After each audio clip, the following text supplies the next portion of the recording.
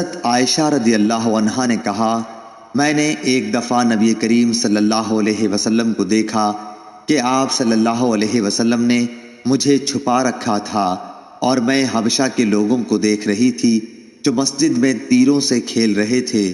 حضرت عمر رضی اللہ عنہ نے انہیں ڈانٹا، لیکن نبی کریم نے فرمایا کہ جانے دو، اور ان سے فرمایا، اے بنو ارفدہ، تم بے فکر ہو کر کھیل دکھاؤ۔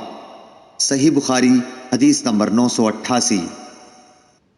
حضرت عائشہ رضی اللہ عنہا نے کہا، میں نے ایک دفعہ نبی کریم صلی اللہ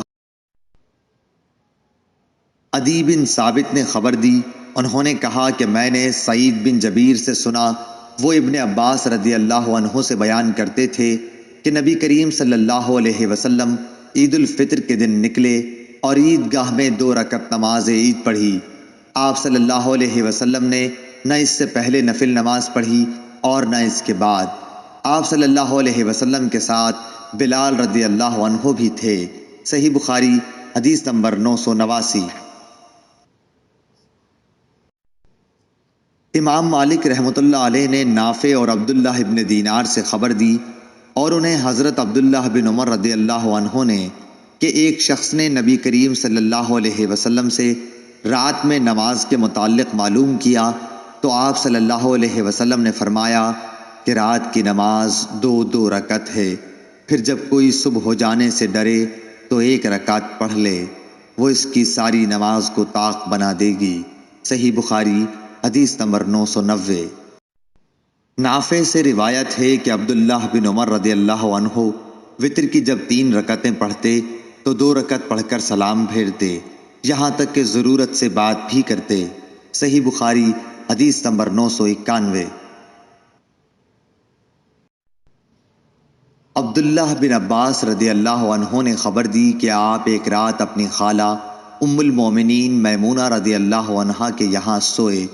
آپ رضی اللہ تعالی عنہ نے کہا کہ میں بستر کے عرض میں لیٹ گیا اور رسول اللہ صلی اللہ علیہ وسلم اور آپ صلی اللہ علیہ وسلم کی بیوی لمبائی میں لیٹیں۔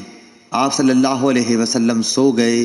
جب آدھی رات گزر گئی یا اس کے لگ بھگ تو آپ صلی اللہ علیہ وسلم بیدار ہوئے۔ نیند کے اثر کو چہرے مبارک پر ہاتھ پھیر کر آپ نے دور کیا۔ اس کے بعد آل عمران کی 10 آیتیں پڑھیں۔ پھر ایک پرانی مشک پانی کی بھری ہوئی لٹک رہی تھی۔ آپ صلی اللہ علیہ وسلم اس کے پاس گئے اور اچھی طرح وضو کیا اور نماز کے لیے کھڑے ہو گئے۔ میں نے بھی ایسا ہی کیا۔ آپ صلی اللہ علیہ وسلم پیار سے اپنا داہنا ہاتھ میرے سر رکھ کر اور میرا کان پکڑ کر اسے ملنے لگے۔ پھر آپ صلی اللہ علیہ وسلم نے 2 رکعت نماز پڑھی، پھر 2 رکعت، پھر 2 رکعت، پھر 2 رکعت، پھر 2 رکعت، پھر 2 رکعت، سب 12 رکعتیں، پھر 1 رکعت وتر پڑھ کر آپ لیٹ گئے، یہاں تک کہ مؤذن صبح صادق کی اطلاع دینے آیا تو آپ صلی اللہ علیہ وسلم نے پھر کھڑے ہو کر 2 رکعت سنت نماز پڑھی، پھر باہر تشریف لائے اور صبح کی نماز پڑھائی۔ صحیح بخاری حدیث نمبر 992۔